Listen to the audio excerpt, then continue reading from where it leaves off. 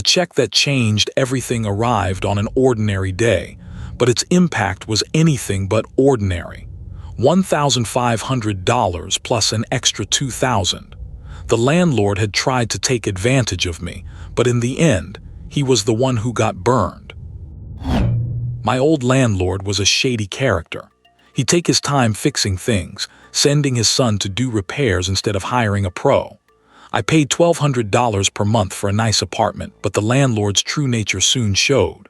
When my lease ended, I gave proper notice, 60 days in advance, and left the place spotless. But the landlord had other plans. He claimed I damaged the carpet, owing him $800 for repairs, and broke a window, another $200. I felt a wave of frustration and helplessness wash over me as I read the letter. I knew this was nonsense. I had photos of every room, dated and time-stamped.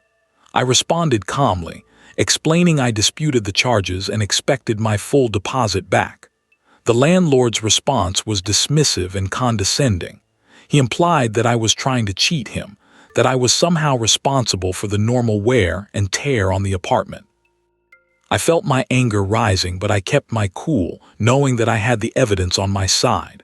I reviewed my lease, the move-out inspection form, and gathered all necessary documents. I filed a claim with the local housing authority, who sent a representative to inspect the apartment and mediate the dispute.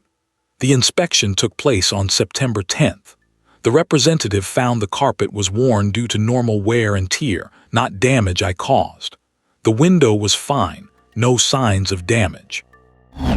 The representative's report was clear. The landlord had no basis for withholding my deposit, but the landlord refused to budge, claiming the housing authority had no jurisdiction.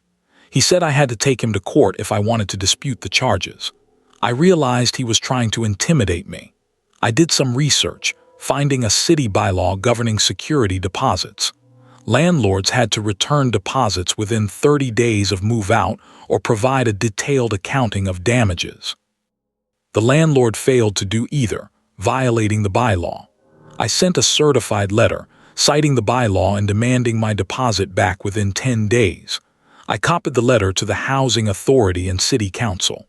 The landlord responded on October 1st with a check for $1,500, my full deposit.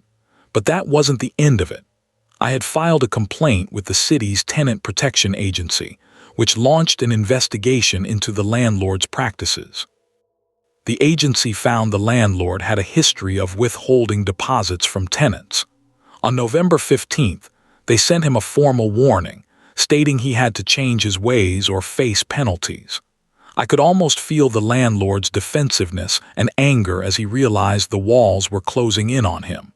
He started to make desperate attempts to rent out his apartments, but no one wanted to deal with him. I heard from other tenants that he was having trouble finding new renters, and his rent prices were plummeting. One potential tenant even walked away after reading the online reviews and learning about the landlord's shady practices. How unlucky for The landlord's us reaction that to the Earth investigation was and penalties was telling. He became increasingly aggressive and belligerent, sending me angry letters and making threatening phone calls. But I stood my ground, knowing that I had the law on my side. The landlord's business was suffering, and he was starting to feel the consequences of his actions. On December 1st, I received a call from the Tenant Protection Agency, informing me that the landlord had been fined and ordered to pay restitution to all the tenants he had wronged. I got my deposit back, plus $2,000 as a settlement for the landlord's violation of the bylaw. The real satisfaction came from knowing I stood up for myself and other tenants. The landlord tried to take advantage of me, but in the end, he got burned. And that's a feeling I wish for anyone who's ever been wronged. As I closed the chapter on this experience, I couldn't help but wonder what other stories of triumph and justice were waiting to be told. Maybe the story of a whistleblower who brought down a corrupt corporation will be next. Panel scorecard. Start #automated review panel. Scorecard pre-gate signal only. This does not replace the human editorial gate. Decision. Revise pending gate winning round. 2 of 3 AVG 7.710 5 ship/1 revise round by round AVG 7.5 7.7 7.5 lens score verdict hook and retention 810 ship structure and TTS 810 ship emotional arc 810 ship policy and monetization 810 ship packaging 610 revise viewer satisfaction 810 ship hash fixes still open for the human editor. Packaging revise change the title to Landlord's Greed Backfires, a tenant's victory to pair a concrete outcome with an open loop, piquing the viewer's curiosity about the story.